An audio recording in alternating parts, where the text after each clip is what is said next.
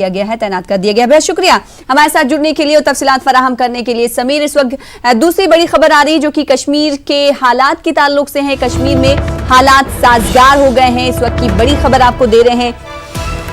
जम्मू कश्मीर के principal secretary planning commission ने बयान दिया है, पब्लिक ट्रांसपोर्ट की गाड़ियां चलने लगी हैं, पूरी वादी में तमाम स्कूल भी खोले जाएंगे, पीर से सरकारी दफातर काम करना शुरू कर देंगे, किसी इलाके से नाखुशगवार वाकये की कोई खबर नहीं है।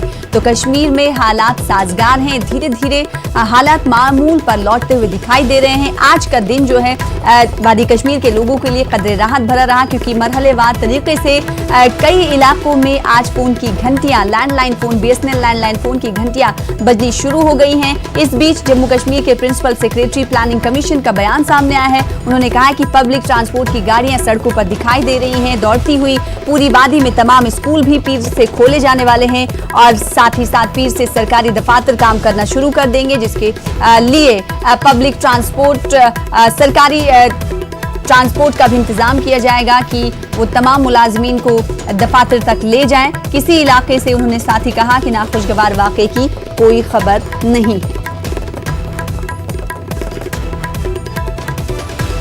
तो कश्मीर में हालात साजगार हो रहे हैं, ये कहना है जम्मू कश्मीर के प्रिंसिपल सेक्रेटरी प्लानिंग कमीशन का, क्योंकि हमने तस्वीरें भी देखी।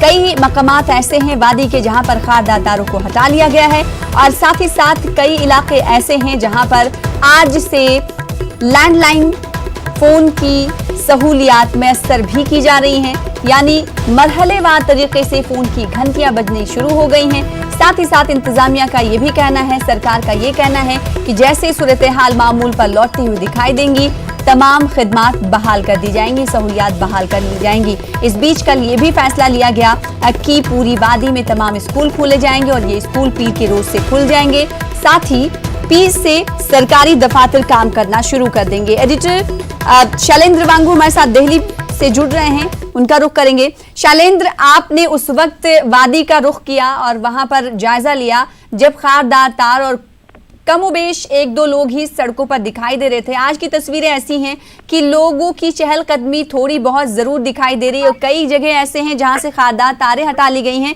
और आज का दिन वादी कश्मीर के लिए कदरे राहत भरा हुआ है, क्योंकि आज से फोन की घंटियां भी, लैंडलाइन सहूलियात भी लोगों को मैसर हैं। ऐसे में जम्मू कश्मीर के प्रिंसिपल सेक्रेटरी ने कहा है कि अब कश्मीर में हालात साजगार हो रहे हैं। बिल्कुल, गवर्नमेंट की तरफ से लगातार रिलैक्सेशन दी जा रही है। हमने देखा था कि ईद के आसपास भी काफी रिलैक्सेशन दी गई थी और काफी इंतजाम भी किए गए थे और 15 अगस्त के आसपास हालांकि थोड़ी सख्ती की गई और वहां पर रेस्ट्रिक्शन ज्यादा रही 15 अगस्त के बाद, लेकिन अब धीरे धीरे जो है वो रिलैक्सेशन दी जा रही है। लैंडलाइन जो है वो काम करना शुरू कर चुके हैं। हालांकि जम्मू के कुछ इलाकों में इंटरनेट भी बहाल हो गया है, लेकिन अभी स्पीड कुछ कम आ रही है, जो हमारे पास जानकारी है उसके मुताबिक। और वही प्रिंसिपल सेक्रेटरी जो बयान दे रहे हैं और जम्मू कश्मीर सरकार के जो स्पोक्स पर्सन है उनका भी कहना है कि स्कूल कॉलेज भी मंडे से वहां पर श्रीनगर में खोल दिए जाएंगे और जो सरकारी इदारे हैं उनको हालांकि गवर्नर ने कल ही कह दिया था वो शुरू कर देगा, लेकिन फुल फ्लेजली मंडे से ये खोल दिए जाएंगे। इसी बीच लगातार कोशिश रही है सरकार की भी कि हालात जो है वो काबू में रहें और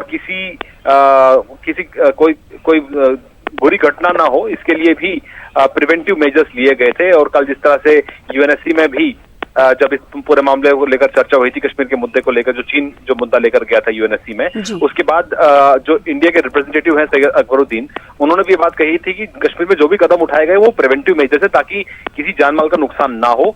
और इंडिया एक रिस्पॉन्सिबल कंट्री है और ये डेमोक्रेटिक कंट्री है, तो ऐसे में हालात को देखते हुए कुछ कदम उठाए गए थे, लेकिन हम धीरे धीरे ये हालात जो है वो मामूल पर आ जाएंगे।